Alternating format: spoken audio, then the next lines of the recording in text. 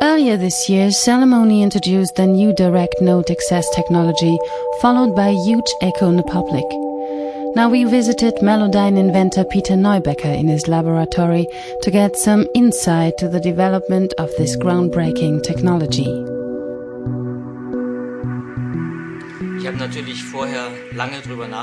I've been thinking about how to best make use of polyphonic audio material for quite some time, but my thoughts were more like some kind of general pondering about algorithms, about listening really closely to what's inside the material and about ways to translate this. The first impulse to actually become concrete was provided by a Melodyne user. This guy from LA, who had already been a long-time Melodyne user at this time, did a production using a marimba phone. This instrument was rented for the session, and when they realized that there had been one note written wrong in the score, the instrument had already left the studio, so they had no chance to record it over.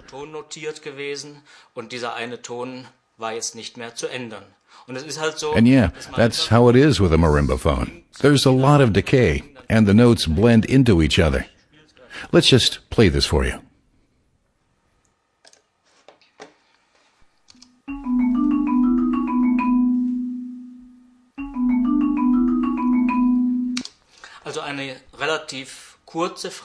You see, it was a pretty short phrase, which was good luck for experimenting with it. Now the question is how to get inside of this phrase. With monophonic material, this is easy. The signal is periodic, allowing you to read a pitch at every point in time. Now, when you have polyphonic material, you need to transform this, like in this typical view of a spectrogram. Here you might already anticipate what's inside the sound, as you can see single notes here, some being higher, others being low. Let me play it again. Okay, there is a kind of progression, but the fundamental tones down here are all really close to each other, whereas the harmonics are a bit easier to see, although they still blend and mix. You can't really judge what belongs to each other. Well, my first attempt to get in there in order to find dedicated notes was to do it just the other way around than you normally would. I simply listened and measured it. Let's say this tone here is a 110 hertz, and it starts at 1.35 seconds and sustains until 3.5 seconds, or whatever. Well, I wrote these values directly into the program, so the program already knew what it was supposed to look for. Then I started to calculate and diversify pitches in order to find out which spectral parts belong to which fundamental tones. And this turned out to work much better than I expected. I had never tried this before. I've been only thinking about it in theory. And this was the result of this first approach, which of course sounds exactly the same as the original. The only difference is that you can grab every note individually now, and you can move it up and down, changing its pitch at will.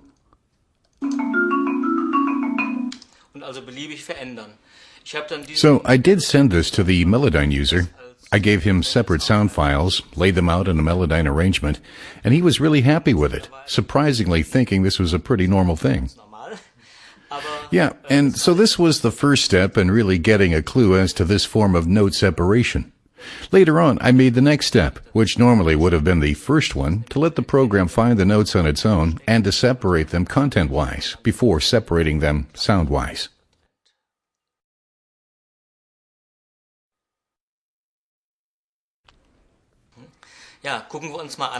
Okay, let's see how this works practically.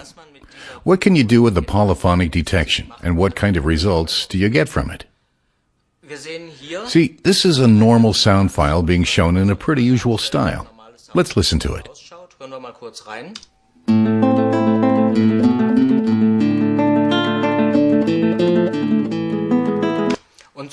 And so on. So this is a Spanish guitar played live. And what you could already do with Melodyne before was to slowly ride through the sound, listening precisely to what's going on.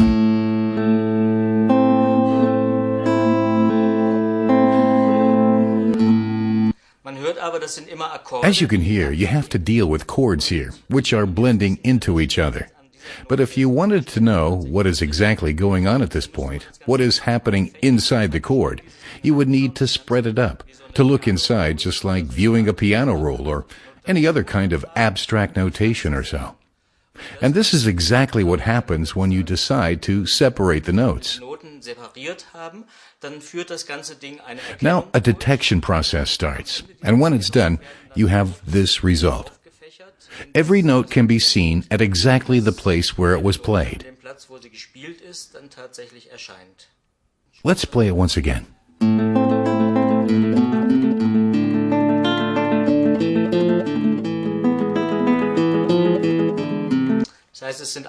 You see, every note is actually there.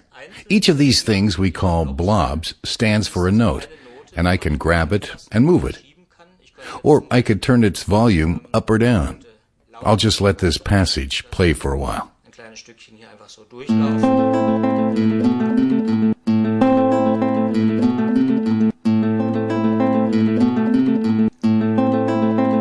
And change the pitch.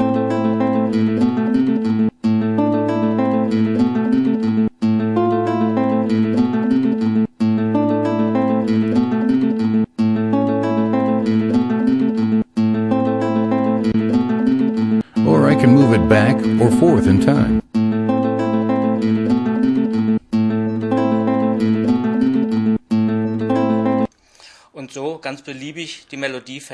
And this way I can totally redesign the melody.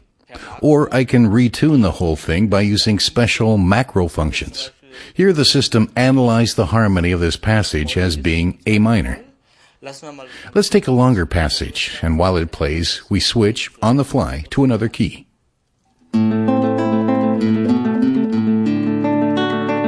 Major. Or a Spanish scale.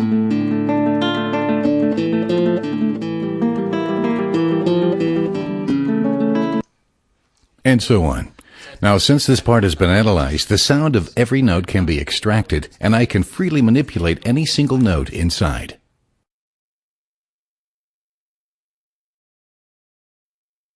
Some years ago, I was asked if it could be possible to separate notes out of a chord once the computing power was strong enough. At that time, I was already convinced that this is no matter of pure computing speed.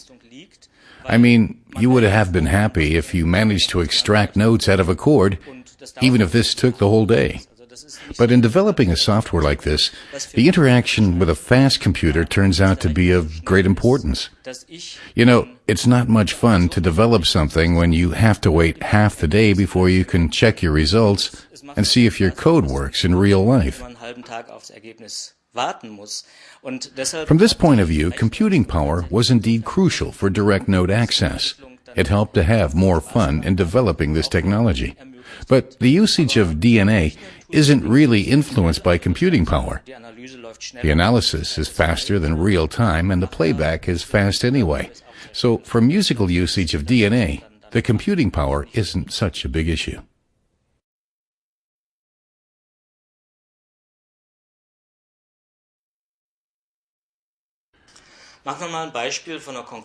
Let's try a real-life task then. I'm going to record a guitar loop.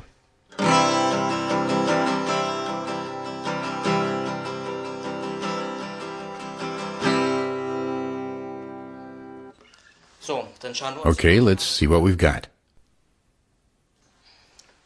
Well, the guitar.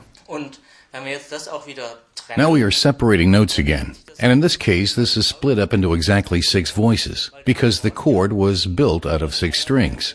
You see, each note can be associated to one string. This is coming from the high E string, this is the B string, and so on. Now, we can do what we always could do with Melodyne. Make it play back faster.